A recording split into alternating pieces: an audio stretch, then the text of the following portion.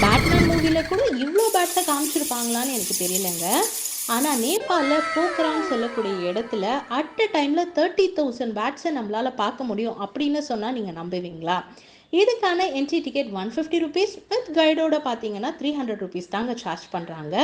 And இந்த இடம் வந்து ரொம்ப அட்வென்ச்சராகவும் ரொம்ப த்ரில்லிங்காகவும் இருக்கும். என்னடா இது இப்படியெல்லாம் சொல்கிறாங்கன்னு கேட்டிங்கன்னா, அந்த இடமே ரொம்ப டார்க்காக இருக்கும். ஒரு பக்கம் டார்ச் லைட், இன்னொரு பக்கம் ஸ்லிப்பரியான ஒரு இடம், அங்கங்கே வந்து வாட்டர் வந்து ட்ரிப் ஆகிட்டே இருக்கும். இதில் நம்ம பேட்ஸை கிட்ட பார்க்கும்போது நம்மளுக்கு கூஸ் பம்ப்ஸ் எல்லாம் கூட வந்துடும்.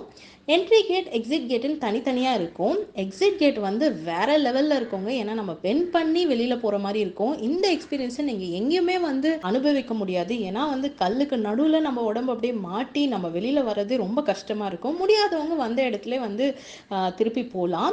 நீங்கள் நேபாளுக்கு வந்தீங்கன்னா இந்த ஸ்பாட்டை மிஸ் பண்ணாதீங்க. மனிதர் உணர்ந்து கொள்ள இது மனித காதல் அல்ல, அதையும் தாண்டி புனிதமானது.